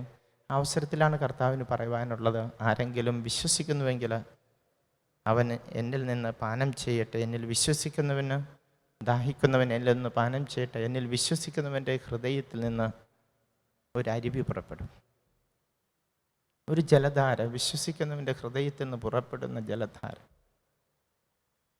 ഈ ജലധാരയെപ്പറ്റി അവിടെ തന്നെ സുവിശേഷം നമ്മെ പറയും. ഈ ജലധാര വിശ്വസിക്കുന്നവർ സ്വീകരിക്കുവാനിരിക്കുന്ന പരിശുദ്ധാത്മാവാണ്. ദൈവത്തിൻ്റെ പരിശുദ്ധാത്മാവിനെ പ്രവാഹമായിട്ട് ബന്ധപ്പെടുത്തുന്ന ആദ്യ ബൈബിൾ വാക്യമല്ല ഇത്. പഴയ നിയമത്തിൽ പ്രവാചകന്മാർ ഇസ്രായേൽക്കാർക്ക് ഉണ്ടാകാൻ പോകുന്ന നവജന്മത്തെ പറയുമ്പോഴെല്ലാം ദൈവം വർഷിക്കാൻ പോകുന്ന, തളിക്കുവാൻ പോകുന്ന ജലത്തെപ്പറ്റിയും അത് ആത്മാവിലുള്ള നവീകരണമാണെന്നൊക്കെ എസെക്കിയേലൊക്കെ നമ്മെ അറിയിക്കുന്നുണ്ട്. നിങ്ങളുടെ കല്ലറകൾ തുറക്കും, ഞാൻ മാംസളമായ ഹൃദയം നൽകും, നിങ്ങളുടെ മേൽ ഞാൻ ശുദ്ധമായ ജലം, ദൈവത്തിൻ്റെ ചൈതന്യമായ ആത്മാവിന് വർഷിക്കപ്പോൾ ഇതുണ്ട്. അത് യോഹന്നാൻ സുവിശേഷകൻ ആ പശ്ചാത്തലത്തിൽ നമ്മയോട് ആവർത്തിച്ച് പറയുന്ന കാര്യം തന്നെ. വിശ്വസിക്കുന്നവരുടെ ഹൃദയത്തിൽ ഉണ്ടാകുന്നത് ഈ പ്രവാഹമാണ്, പരിശുദ്ധാത്മാവുന്ന പ്രവാഹമാണ്. പരിശുദ്ധാത്മാവിൻ്റെ ശക്തിയിൽ, ആത്മാവിലുള്ള ജീവിതമാണ് തിന്മകൾക്കെതിരെയുള്ള പോരാട്ടത്തിൽ നാം എടുക്കുന്ന, നമ്മെ സുസജ്ജരാക്കുന്ന ആയുധം എന്ന് നമുക്ക് നന്നായിട്ട് അറിയാം. ആത്മാവാണ്. പ്രവാഹത്തുമായിട്ട് ഉള്ള യാത്രയിൽ വീണ്ടും വീണ്ടും കർത്താവിൻ്റെ സാന്നിധ്യത്തെപ്പറ്റി അറിയിക്കുമ്പോൾ 13-ാം അധ്യായത്തിൽ നമുക്കറിയാമല്ലോ, ഈശോ യോഹന്നാൻ്റെ സുവിശേഷത്തിൽ ജീവിതത്തിൻ്റെയും തൻ്റെയും ശിഷ്യന്മാരുടെയും മാതൃകയായിട്ട് പറഞ്ഞു വെക്കുന്ന ജീവിതത്തെ ക്രമീകരിച്ചത് ഒരു സ്നാനം നൽകിക്കൊണ്ട് തന്നെയാണ്. ശിഷ്യന്മാരുടെ പാദങ്ങൾ കഴുകിക്കൊണ്ട്. ഈ ജലത്തിൻ്റെ പൊരുൾ നിങ്ങൾക്ക് മനസ്സിലാകുകയില്ല. ഈ ജലത്തിൻ്റെ പൊരുൾ മനസ്സിലാകുന്നത് പിന്നീടാകും. വായിക്കുന്നത് നമുക്കറിയാം. ഈ പൊരുളെന്ന് പറയുന്നത് ഇന്ന് ഇവിടെ നടത്തുന്ന ഈ ജലം, പ്രവാഹം, ഈ ദാനം, വിശ്വാസമാവുന്ന ദാനമാണത്. അത് ശിഷ്യന്മാർക്ക് ഗ്രഹിക്കുന്നത് അവർ പരസ്പരം ദാസരായി തീരുമ്പോഴാണ്. അതിൻ്റെ മാതൃക അവർ കാത്തിരിക്കുന്നത് പൂർണ്ണമാക്കപ്പെടുന്നത് കുരിശിലുള്ള യേശുവിൻ്റെ മരണത്തിലൂടെയാണ്. നിങ്ങളെന്നെ നാഥനും ഗുരുവെന്നും വിളിക്കുന്നു, അത് സത്യവും ശരിയുമാണ്. ഗുരുവും നാഥനുമായ ഞാൻ നിങ്ങളുടെ പാദങ്ങൾ കഴിയെങ്കിൽ നിങ്ങൾ പരസ്പരം പാദങ്ങൾ കഴുകണം. ഈ പാദക്ഷാളനം യേശു തന്നെ നൽകുന്ന, തന്നെ സമർപ്പിച്ചുകൊണ്ട് നൽകുന്ന ആ ജലത്തിലൂടെ, ആ ക്ഷാളനത്തിലൂടെ വിശ്വാസി പത്രോസും ശിഷ്യന്മാരും സ്വീകരിക്കുവാൻ പോകുന്ന വിശ്വാസത്തിലുള്ള നവജന്മത്തെയാണ് ഓർമ്മിപ്പിക്കുന്നത്. എന്താണ് ക്ലൈമാക്സിൽ? എന്തുകൊണ്ട് യോഹന്നാൻ്റെ സുവിശേഷത്തിൽ മാത്രം ഈ പ്രതീകം മുൻപോട്ട് പോകുന്നതിൻ്റെ വളരെ സാക്ഷ്യമാണ് കുരിശിൽ യേശുവിൻ്റെ മരണരംഗത്തിൽ പറയുമ്പോൾ വീണ്ടും ഒരു പ്രവാഹത്തെയാണ് പറയുന്നത്. അവൻ്റെ ഹൃദയം പിളർന്നപ്പോൾ അവിടെ നിന്ന് രക്തവും ജലവും ഒഴുകി. അത് കണ്ടവനാണ് സാക്ഷ്യപ്പെടുത്തുന്നത്. വിശ്വാസത്തിന് സാക്ഷിയാകുന്ന, നേരിട്ട് കാണുന്ന ഒരു ദൃശ്യമായിട്ട് സുവിശേഷകൻ ധ്യാനിക്കുന്നത് കുരിശിലുള്ള യേശുവിൻ്റെ ഹൃദയത്തിൽ നിന്ന് ഒഴുകുന്ന ഈ ജലവും രക്തവുമാണ്. പിന്നീട് യോഹന്നാൻ ശ്ലീഹ കുറച്ചുകൂടി തൻ്റെ ലേഖനത്തിൽ പറയുമ്പോൾ നമുക്ക് 3 സാക്ഷ്യങ്ങളുണ്ട്: ജലമുണ്ട്, രക്തമുണ്ട്, ആത്മാവുണ്ട്. ഈ ജലത്തിൻ്റെയും രക്തത്തിൻ്റെയും പ്രവാഹത്തിൽ ആത്മാവ് കൂടി നൽകപ്പെടുന്നു. യേശു ഉയർത്തപ്പെടുമ്പോഴേ ഈ ആത്മാവിന് നൽകപ്പെടുകയുള്ളൂ. യോഹന്നാൻ്റെ സുവിശേഷം 7-ാം അധ്യായത്തിൽ പ്രവാഹത്തെ പറ്റി പറഞ്ഞപ്പോൾ അങ്ങനെയാണ് പറഞ്ഞത്. അവിടുന്ന് ആത്മാവിനെ നൽകിയിട്ടില്ലായിരുന്നു, എന്തെന്നാൽ അവിടുന്ന് ഉയർത്തപ്പെട്ടിട്ടില്ലായിരുന്നു. അവിടുന്ന് ഉയർത്തപ്പെട്ടത് ഈ കുരിശിലാണ്. അങ്ങനെ ഉയർത്തപ്പെടുമ്പോൾ ആത്മാവ് നൽകപ്പെട്ടു. യോഹന്നാൻ്റെ സുവിശേഷം തീരുമ്പോഴും ഒരു പ്രവാഹത്തിൻ്റെ പശ്ചാത്തലത്തിൽ തന്നെയാണ്. നമ്മൾ ഗലീലി കടലിൽ നിന്നാണ് അത്ഭുതകരമായ മീനുപിടുത്തത്തിന് ശേഷം പത്രോസിന് അജപാലന ദൗത്യമേൽപ്പിക്കുന്ന സമയവും ഈ പ്രവാഹത്തിൻ്റെ പശ്ചാത്തലത്തിൽ നിന്ന് നമ്മെ ഇത് പഠിപ്പിക്കുന്നത്. വിശ്വാസത്തിൻ്റെ ഒരു യാത്ര. അവിടെ നിന്നാണ് പത്രോസിൻ്റെ ജീവിതത്തിൻ്റെ സമ്പൂർണ്ണമാകുന്ന മാനസാന്തരത്തെ പറ്റി പറയുന്നത്. നീ ചെറുപ്പമായിരുന്നപ്പോൾ നിനക്കിഷ്ടമുള്ളിടത്തേക്ക് സഞ്ചരിച്ചു, നീ സ്വയം അരമുറുക്കി, ഇനി മറ്റൊരുവൻ നിൻ്റെ അരമുറുക്കും, നിനക്കിഷ്ടമില്ലാത്തടത്തേക്ക് നിന്നെ അവൻ നയിക്കും. എന്നിട്ട് യോഹന്നാൻ സുവിശേഷകൻ നമ്മൾ ഓർമ്മപ്പെടുത്തേണ്ട, അത് ഉദ്ദേശിച്ചത് ഏതൊരു മരണം വഴി പത്രോസ് ക്രിസ്തുവിനെ മഹത്വപ്പെടുത്തുമെന്ന്. ഏതൊരു സാക്ഷ്യം വഴിയായിട്ട് പത്രോസ് യേശുവിനെ മഹത്വപ്പെടുത്തും. സ്വന്തം ആഗ്രഹങ്ങളും സ്വന്തം താല്പര്യങ്ങളൊക്കെ അനുസരിച്ച് നീങ്ങുന്ന ഒരു ജീവിത ശൈലിയിൽ നിന്ന് ദൈവത്തിൻ്റെ പരിശുദ്ധാത്മാവിനാൽ ബന്ധിക്കപ്പെട്ട് ദൈവഹിതമാകുന്ന ആ കയറ് വലിച്ച് കൊണ്ടുപോകുന്ന ഒരു യാത്രയിലേക്ക് പത്രോസ് നീങ്ങും എന്നതാണ് ഈ പ്രവാഹത്തെപ്പറ്റി നാം മനസ്സിലാക്കുന്നത്. ചലനാത്മകമാവുന്ന വിശ്വാസം നങ്കൂരമായിരിക്കുന്നത്, വിശ്വാസം പാറയായിരിക്കുന്നത് അതിൻ്റെ ചലനാത്മകതയിൽ തന്നെയാണ്. വിശ്വാസം യാത്രയാണ്. എബ്രായക്കാർക്ക് എഴുതിയ ലേഖനത്തിൽ അതുകൊണ്ട് നമ്മെ പഠിപ്പിക്കുന്നത് പോലെ കാണാത്തവയെ, അദൃശ്യമായവ ഉണ്ടെന്നുള്ള തിരിച്ചറിവും അതിനെ എത്തിപ്പിടിക്കുവാനായിട്ടുള്ള യാത്രയാണ് വിശ്വാസത്തിൻ്റെ. സഭ ഒന്നാകെ ഈ വിശ്വാസ തീർത്ഥാടനത്തിലാണ്. പ്രക്ഷുബ്ധത ആദ്യമായിട്ടല്ല, എല്ലാ കാലങ്ങളിലും കോളിളക്കത്തിൻ്റെയും കടലിലൂടെയുള്ള യാത്ര ക്രിസ്തുവിനോടൊത്തുള്ള ഒരു യാത്രയാണ്. മർക്കോസിൻ്റെ സുവിശേഷത്തിൽ ഈ അത്ഭുതങ്ങളെ പറ്റി പറയുമ്പോൾ കടലിൽ ക്രോസ് ചെയ്യുമ്പോൾ ഉണ്ടാകുന്ന, കടൽ കടക്കുമ്പോൾ ഉണ്ടാകുന്ന സ്റ്റോം, കൊടുങ്കാറ്റിനെ പറ്റി പറയുമ്പോൾ മർക്കോസിൽ നമുക്ക് നൽകുന്ന ഒരു പ്രത്യേക സൂചനയുണ്ട്. പല വള്ളങ്ങൾ കടലിലേക്ക് ഇറക്കിയപ്പോൾ ആ രാത്രി പല വള്ളങ്ങളും ഗലീലി കടലിലുണ്ടായിരുന്നു. യേശുവിനെ കാണുവാൻ മറ്റവരും ആഗ്രഹിച്ചു എല്ലാവരും കൂടി വള്ളത്തിലുണ്ടായിരുന്നു. പക്ഷേ യേശു ഉറങ്ങിയ വള്ളമാണ് തിരമാലകൾക്കിടയിൽ ആഞ്ഞുലഞ്ഞത്. മറ്റു വള്ളങ്ങൾ ഒരു ബുദ്ധിമുട്ടുമില്ലാതെ അക്കരെ പ്രാപിച്ചിട്ടുണ്ട്. ഈ വള്ളത്തെ മാത്രം കൊടുങ്കാറ്റ് ഉലച്ചിരുന്നു എന്നാണ് പറയും. ഈ വള്ളത്തിൽ ക്രിസ്തു ഉണ്ടായിരുന്നു എന്നതാണ് ഈ തിരമാലകൾ അതിനെതിരെ ഇത്രയധികം പ്രക്ഷുബ്ധമായതും അവൻ്റെ വാക്കുകൾ അതിനെ ശാന്തമാക്കിയത്. പ്രിയ സഹോദരി സഹോദരന്മാരെ, നമ്മളുടെ ഈ വിശ്വാസമെന്ന പരിചയ ധരിക്കുക എന്നത് നമ്മുടെ ജീവിതത്തിൻ്റെ ചലനാത്മകതയെ തന്നെ, അത് വിശ്വാസം നമ്മെ യഥാർത്ഥത്തിൽ വിശ്വാസമാണ് നാം നടത്തുന്ന ഏറ്റവും വലിയ യാത്ര. ആ വിശ്വാസത്തിൻ്റെ യാത്ര ഇന്നത്തെ കാലഘട്ടത്തിൽ ദൈവത്തിൻ്റെ ശക്തിയിൽ, പരിശുദ്ധാത്മാവിൻ്റെ കൃപാവരത്തിൽ ഇന്നത്തെ വെല്ലുവിളി ഏറ്റെടുക്കുവാൻ നമ്മെ പര്യാപ്തരാക്കും. നാം ഭഗ്നാശരാകരുത്. വിശ്വാസം is good for all seasons. Faith is good for all seasons. വിശ്വാസം എല്ലാ കാലഘട്ടത്തിനും ഉപയോഗപ്രദമാണ്. നമ്മുടെ ഈ കൊച്ചു കൊച്ചു ജീവിതങ്ങൾ, നമ്മുടെ ഫ്രണ്ട്ഷിപ്പാകാം, നമ്മുടെ കുടുംബജീവിതമാകാം, നമ്മുടെ വ്യാപാരത്തിൽ നാം പങ്കാളികളായി തിരഞ്ഞെടുക്കുന്നവരാകാം, മറ്റേതെങ്കിലും ക്ലബിലോ അലയൻസിലോ പെട്ടവരാകാം. എല്ലാത്തിലും വിശ്വാസം അതിൻ്റേതായിട്ടുള്ള വലിയ റോളാണ്. പരസ്പരമുള്ള വിശ്വാസം വലിയൊരു റോള്, തങ്ങൾ വിശ്വസിക്കുന്ന ആദർശങ്ങൾ വലിയൊരു റോള് അതിലുള്ള കാര്യം നമുക്കറിയാം. എഗ്രിമെൻറ്റിൻ്റെ ഭാഗമാണതൊക്കെ. അതിലും വലുതാണ്, അല്ല അതിനെ സർവം സ്പർശിയാണ് ദൈവത്തിലുള്ള നമ്മുടെ വിശ്വാസം. അത് നമ്മെ മൊത്തത്തിൽ സർവാശ്ലേഷിയായിട്ട് നമ്മുടെ ജീവിതത്തിലുണ്ട്. അത് ഏതാനും തിരഞ്ഞെടുക്കപ്പെടുന്ന മൊമെൻറ്റിൽ ഏതാനും ശീലങ്ങളുടെ ആവർത്തനമല്ല, പ്രത്യേക ചില നിമിഷങ്ങളിൽ മാത്രമുള്ള ഒരു ആത്മീയ അനുഭവമല്ല. വിശ്വാസം, നമ്മുടെ ഈ ശ്വാസം നമ്മിൽ എല്ലാ അവസരത്തിലും കർമ്മം തരുന്നതാണ്. നാം പാപം ചെയ്യുമ്പോഴും നാം പുണ്യം ചെയ്യുമ്പോഴും, നാം ഇരിക്കുമ്പോഴും നാം എഴുന്നേൽക്കുമ്പോഴും, നടക്കുമ്പോഴും കിടക്കുമ്പോഴും എല്ലാം നമ്മളിൽ ശ്വാസം ഉള്ളതുപോലെ തന്നെ വിശ്വാസം സർവം സ്പർശിയ. നമ്മുടെ മാനുഷ്യ ബന്ധങ്ങളെയും നമ്മുടെ സാമ്പത്തിക ക്രയവിക്രയങ്ങളെയും നാം സംഭരിക്കുന്നവയെയും നാം വിനിയോഗിക്കുന്നവയെയും നമ്മുടെ പ്രാർത്ഥനയെയും നമ്മുടെ ജീവിതത്തെ എല്ലാം അത് നിരന്തരം നിരന്തരം സ്വാധീനിച്ചുകൊണ്ടിരിക്കും. അവസാനമായി ഒരു ചിന്തയും കൂടി ചേർത്ത് വെച്ചുകൊണ്ട് വിശ്വാസത്തിൻ്റെ നായകനായ ക്രിസ്തുവിലേക്ക് നോക്കുവാനായിട്ടുള്ള ഹെബ്രായർക്കാർക്കെഴുതിയ ലേഖനത്തെ മുന്നിൽ നിർത്തിക്കൊണ്ട് നമുക്ക് ധ്യാനിക്കാവുന്ന ഒരു കാര്യം, ഈ വിശ്വാസത്തിൻ്റെ നായകനിൽ നമ്മൾ കണ്ടെത്തുന്ന 2 മാനങ്ങൾ. ഒന്ന് വിശ്വസ്തതയുടേതാണ്, മറ്റേത് കരുണയുടേതാണ്. മഹാപുരോഹിതനായ ക്രിസ്തുവിനെ പറ്റി പറയുമ്പോൾ ഈ 2 ഗുണമാണ് ഹെബ്രായർക്കാർക്കെഴുതിയ ലേഖനം മുൻപോട്ട് വെക്കുന്നത്. അവൻ വിശ്വസ്തതയുടെ മഹാപുരോഹിതനാണ്, അവൻ കരുണയുടെ മഹാപുരോഹിതനാണ്.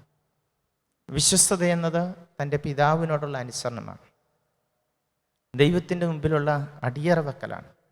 എൻ്റെ ഹിതമല്ല നിൻ്റെ ഹിതം നിറവേറട്ടെ എന്നുള്ള ഗെത്സമനിലെ പ്രാർത്ഥനയാണ് ആ വിശ്വസ്തത. അങ്ങനെ ദൈവം, ക്രിസ്തു, വിശ്വാസത്തിൻ്റെ നായകൻ തന്നെ പരിപൂർണനാക്കുന്നത് പിതാവിനോട് ഈ അനുസരണം പറഞ്ഞുകൊണ്ട് വിശ്വാസത്തിൻ്റെ അനുസരണം നടത്തുകയാണെങ്കിൽ അവിടെ നിന്ന് നമുക്ക് മഹാപുരോഹിതനായിരിക്കുന്നത് കരുണ കാണിച്ചുകൊണ്ട്, കരുണയുടെ മഹാപുരോഹിതൻ, ബലഹീനതകളാകുന്നവരെ മനസ്സിലാക്കുന്ന മഹാപുരോഹിതൻ, പരീക്ഷണങ്ങളിലൂടെ കടന്നു പോയിക്കൊണ്ട് എല്ലാ സാഹചര്യങ്ങളിലും കടന്നുപോയിട്ട് പാപമൊഴികെ മറ്റെല്ലാറ്റിലും നമുക്ക് സദൃശനായി ഐക്യപ്പെട്ട മനുഷ്യ ശരീരം സ്വീകരിച്ച് അതിൻ്റെ ബലഹീനത മുഴുവനും ഏറ്റുവാങ്ങിക്കൊണ്ട് ബലഹീനതയോട് മനസ്സിലാക്കുവാൻ കഴിയുന്ന കരുണയുടെ മഹാപുരോഹിതനാണ്. വിശ്വാസത്തിൻ്റെ തീർത്ഥാടനത്തിന് ഈ 2 മുഖവും ഇന്ന് ഏറെ ആവശ്യമാണ്. ദൈവത്തോടുള്ള, ആത്മാവിനോടുള്ള, മനസ്സാക്ഷിയോടുള്ള അടിയറവെക്കൽ, സമർപ്പണം, അതോടൊപ്പം സഹചരോട് സഹാനുഭൂതിയോടുകൂടെ പ്രവർത്തിക്കുവാനായിട്ട് സാധിക്കുക. മറ്റുള്ളവരുടെ നേരെ ക്രൂരം പെയ്യുന്ന, വിചാരണ നടത്തുന്ന ഒരു മനസ്സ് ഒരു വിശ്വാസത്തിൻ്റെ പക്വതയുള്ള മനസ്സൊന്നുമല്ല. വിശ്വാസിയുടെ മനസ്സിൽ നിറഞ്ഞു നിൽക്കുന്നത് മനുഷ്യരോട് അനുകമ്പയാണ്, ഒപ്പം ദൈവത്തോടുള്ള അടിയറവും. അങ്ങനെ നമ്മുടെ വിശ്വാസത്തിൻ്റെ നായകൻ, അവിടെ നിന്ന് പരിപൂർണനാക്കപ്പെട്ട നായകനെന്ന് നമ്മെ അറിയിക്കുന്ന ഈ ലേഖനം നമുക്ക് നൽകുന്ന വിശ്വാസത്തിൻ്റെ പാഠം സ്വീകരിക്കാം. ഇത് പരിചയമാണ്. പ്രക്ഷുബ്ധമായ ഒരു കടലിലൂടെയുള്ള നമ്മുടെ യാത്രയിൽ ഇന്ന് നാം ഡൈനാമിക്കായിട്ട് മുൻപോട്ട് പോകുന്നത് വിശ്വാസമാകുന്ന ഈ പ്രവാഹത്തോടുള്ള ചേർന്നുള്ള യാത്രയാണ്. ദൈവത്തിൻ്റെ പരിശുദ്ധാത്മാവാകുന്ന ഈ പ്രവാഹം നമ്മെ കൈപിടിച്ച് നടത്തട്ടെ എന്ന് പ്രാർത്ഥിക്കുന്നു. പിതാവിൻ്റെയും പുത്രൻ്റെയും പരിശുദ്ധാത്മാവിൻ്റെയും നാമത്തിൽ ആമേൻ.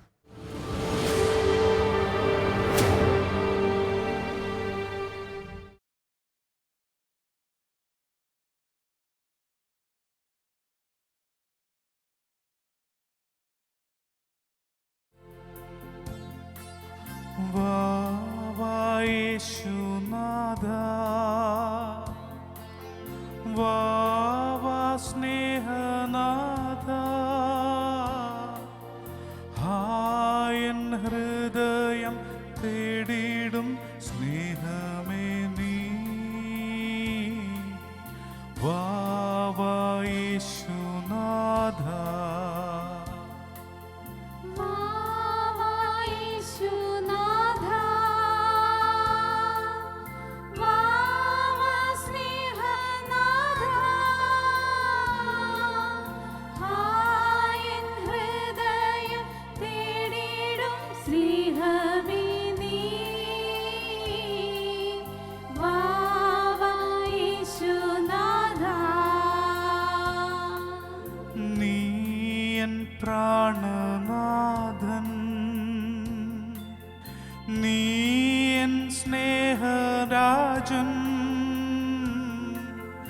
നിന്നിലെല്ലാം എൻ ജീവനും സ്നേഹവുമേ. വാവാ യേശുനാഥ, നീ എൻ പ്രാണനാഥൻ, നീ എൻ സ്നേഹരാജൻ, നിന്നിലെല്ലാം എൻ ജീവനും സ്നേഹവുമേ. വാവാ യേശുനാഥ, വാവാ യേശുനാഥ, വാവാ സ്നേഹനാഥ, എൻ ഹൃദയം തേടിടും സ്നേഹമേ നീ. വാവാ യേശുനാഥ.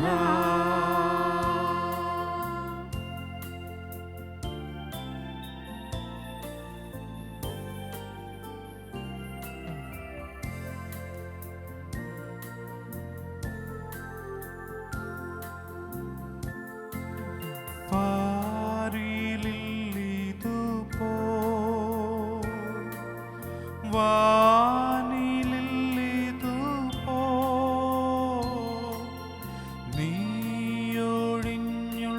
നീയൊഴിഞ്ഞുള്ളൊരാനന്ദം ചിന്തിച്ചിടാ. വാവാ യേശുനാഥ,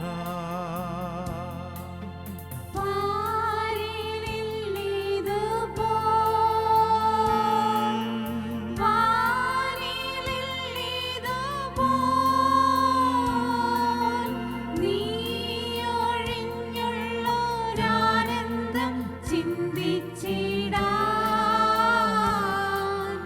വാവാ യേശുനാഥ, ഹല്ലേലൂയ, ഹല്ലേലൂയ. ഓ രാജാധിരാജനെ, ഞങ്ങളങ്ങേ ആരാധിക്കുന്നു. കർത്താധികർത്തനെ, ഞങ്ങളങ്ങേ ആരാധിക്കുന്നു. Hallelujah, glory glory glory glory. യേശുവേ ആരാധന, ഈശോയെ ആരാധന, ആരാധന, ആരാധന. We praise you, Lord, we thank you. Hallelujah.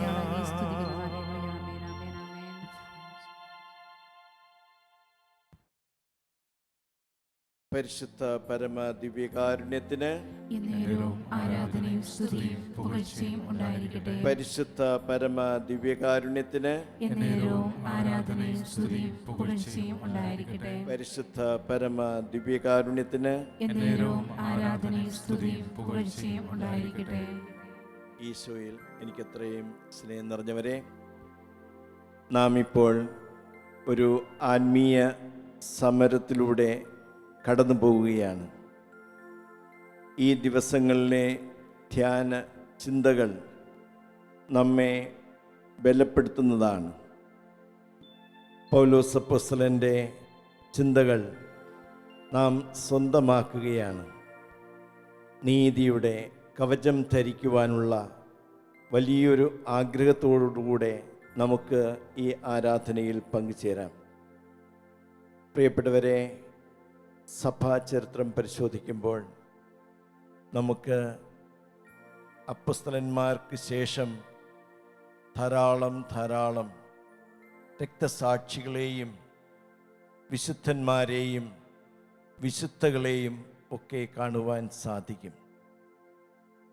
എല്ലാവരും തന്നെ തങ്ങളുടെ വിശ്വാസത്തിന് സാക്ഷ്യം നൽകുവാനായിട്ട് അവർക്ക് കൃപ ലഭിച്ചത് പരിശുദ്ധ കുർബാനയുമായിട്ടുള്ള ബന്ധത്തിലൂടെയാണ്. നീതിബോധം അവർക്ക് ലഭിച്ചത് പരിശുദ്ധ കുർബാനയിൽ നിന്ന് ലഭിച്ച ആ കൃപയാലാണ്, ആ ശക്തിയാലാണ്.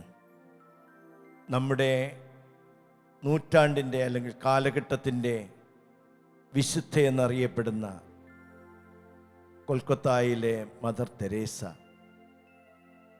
അവരുടെ ജീവകാരുണ്യ പ്രവർത്തനങ്ങളും നീതിബോധവുമൊക്കെ നമുക്കറിയാം.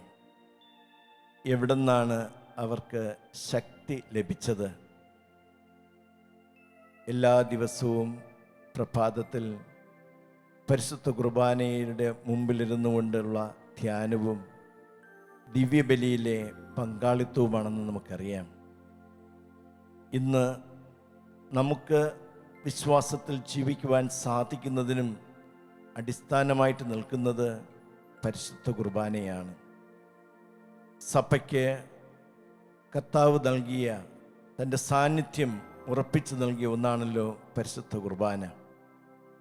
ഈ ദിവ്യകാരുണ്യ സന്നിധിയിലായിരിക്കുമ്പോൾ, പ്രത്യേകിച്ചും ഈ ദിവസങ്ങളിലെ ധ്യാനത്തിലൂടെ നാം ദൈവവചനവുമായിട്ട് കൂടുതൽ ഐക്യപ്പെട്ടുകൊണ്ട് യേശു ക്രിസ്തുവിനെ കൂടുതൽ അറിയുവാനും സഭയെ കൂടുതൽ മനസ്സിലാക്കുവാനും സഭയെ സ്നേഹിക്കുവാനും നമുക്ക് സാധിക്കുന്നു. പ്രിയപ്പെട്ടവരെ, യോഹന്നാൻ്റെ സുവിശേഷത്തിലെ 6-ാം അധ്യായം യേശു അപ്പം വർദ്ധിപ്പിച്ച സംഭവം നമുക്കറിയാം. അപ്പം വർദ്ധിപ്പിച്ച് എല്ലാവരും ഭക്ഷിച്ച് തൃപ്തരായി. തുടർന്ന് വീണ്ടും ഭക്ഷണത്തിനായിട്ട് വന്നപ്പോൾ യേശു അവരെ പഠിപ്പിച്ചു, നിത്യജീവൻ്റെ അപ്പം തേടുവൻ. അതെ, നിത്യജീവൻ്റെ ഭക്ഷണത്തിനായിട്ട് കുതിക്കുവിൻ. നിത്യജീവൻ്റെ ഭക്ഷണം എന്ന് പറയുന്നത് തൻ്റെ ശരീരരക്തങ്ങളാണെന്ന് യേശു പ്രഖ്യാപിക്കുകയുണ്ടായി. ഈ സത്യം മനസ്സിലാക്കുവാനും അത് സ്വീകരിക്കുവാനും സാധിക്കാതെ ധാരാളം പേര് പിരിഞ്ഞുപോയി. യേശുവിൻ്റെ കൂടെ നടന്നവർക്ക് ഇക്കാര്യം മനസ്സിലായില്ല. പക്ഷേ യേശു പഠിപ്പിച്ച ആ കാര്യത്തിൽ നിന്നും അല്പം പോലും മാറാതെ കൂടെ നിന്ന ശിഷ്യന്മാരോടും ചോദിക്കുകയാണ്, നിങ്ങൾക്കും വേണമെങ്കിൽ പോകാം, ഞാൻ പഠിപ്പിച്ചിട്ടുള്ള കാര്യങ്ങളിൽ നിന്നും ഒരു മാറ്റവും ഇല്ല എന്ന്. അപ്പോൾ പത്രോസിൻ്റെ പ്രതികരണവും നാം പല പ്രാവശ്യവും ധ്യാനിച്ചിട്ടുള്ളതാണ്. കർത്താവേ, ഞങ്ങൾ എവിടെ പോകാനാണ്? നിത്യജീവൻ്റെ വാക്കുകൾ ഇവിടെ ഉണ്ടല്ലോ. അതെ, നിത്യജീവൻ നൽകുന്ന ഈ കുർബാനയിൽ, ഈ അപ്പത്തിൽ നമുക്ക് തീർച്ചയായിട്ടും നമ്മുടെ നീതിയുടെ കവചം കാണുവാൻ സാധിക്കും. കാരണം യേശു ക്രിസ്തു നീതിമാനായിരുന്നല്ലോ. നീതിക്ക് വേണ്ടി പോരാടിയ യേശു ക്രിസ്തുവിൻ്റെ അനുയായികളായ നമുക്ക് നീതിയുടെ കവചം ധരിച്ചുകൊണ്ട് യേശുവുമായിട്ട് അഭേദ്യമായ ബന്ധത്തിൽ വളർന്ന് ക്രിസ്തുവിന് തന്നെ, സുവിശേഷത്തിന് തന്നെ സാക്ഷ്യം നൽകാം. ഈ കാലഘട്ടത്തിലും നമുക്ക് സാക്ഷ്യം നൽകാം. പ്രിയപ്പെട്ടവരെ, പരിശുദ്ധ കുർബാനയിൽ അധിഷ്ഠിതമായ ഒരു ജീവിതമാണ് നമ്മളെന്നും നയിക്കേണ്ടത്. ഈ പാൻഡമിക്കിൻ്റെ, കോവിഡിൻ്റെ മഹാമാരിയുടെ പശ്ചാത്തലത്തിലും തീർച്ചയായിട്ടും നമുക്ക് പ്രചോദനം നൽകുന്ന പരിശുദ്ധ കുർബാനയെ നമുക്ക് ആരാധിക്കാം. പരിശുദ്ധ കുർബാനയിൽ നമുക്ക് അഭിമാനം കൊള്ളാം. പരിശുദ്ധ കുർബാനയിൽ നമ്മുടെ ജീവിതങ്ങളെ തന്നെ സമർപ്പിക്കാം. പരിശുദ്ധ കുർബാനയിൽ അധിഷ്ഠിതമായ ഒരു ക്രൈസ്തവ ജീവിതം നയിക്കുവാൻ ദൈവം നമ്മെ ഏവരെയും സമർത്ഥമായി അനുഗ്രഹിക്കട്ടെ. നമുക്ക് അല്പസമയം നിശബ്ദമായിട്ട് പരിശുദ്ധ കുർബാനയിൽ തന്നെ നോക്കിക്കൊണ്ട്, പരിശുദ്ധ കുർബാനയിലൂടെ നമുക്ക് ലഭിച്ചിട്ടുള്ള അനുഗ്രഹങ്ങൾ, ആദ്യ കുർബാന സ്വീകരിച്ച അവസരങ്ങൾ മാത്രമല്ല, നമ്മുടെ കുടുംബജീവിതങ്ങളിൽ, നമ്മുടെ സന്യാസ ജീവിതത്തിൽ, പൗരോഹിത്യ ജീവിതത്തിൽ, നമ്മുടെ ക്രൈസ്തവ ജീവിതത്തിന് തന്നെ നമുക്ക് ലഭിച്ചിട്ടുള്ള അനുഗ്രഹങ്ങളെയൊക്കെ ഓർത്ത് നമുക്ക് ധ്യാനിക്കാം. ദൈവത്തിന് നന്ദി പറയാം. നന്ദി ദൈവമേ, നന്ദി ദൈവമേ, നിത്യവും നിത്യവും നന്ദി ദൈവമേ, നന്ദി ദൈവമേ, നന്ദി ദൈവമേ, നിത്യവും നിത്യ നിത്യവും നന്ദി ദൈവമേ.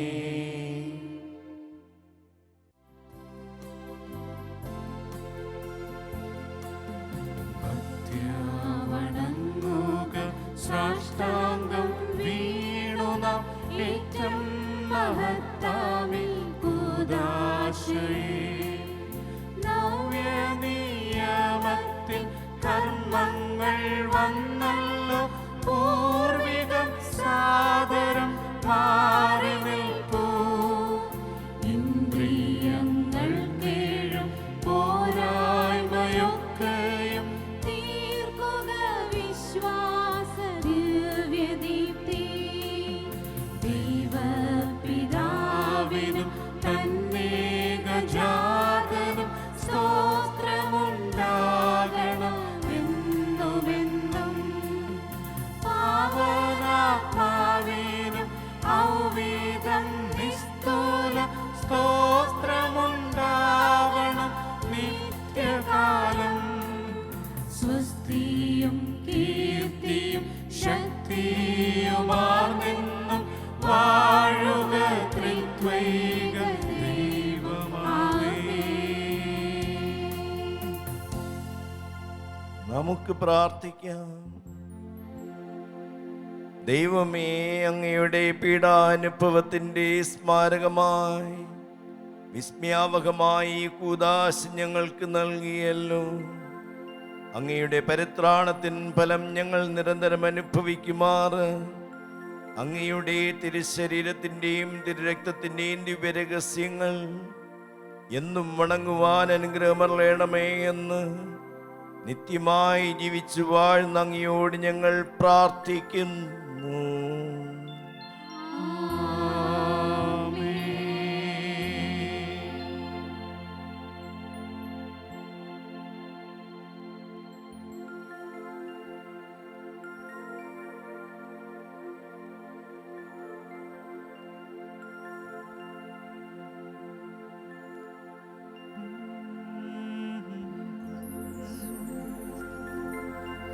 ആരാധന യേശുവേ, ആരാധന ആരാധന ആരാധന യേശുവേ, ആരാധന. Hallelujah, hallelujah.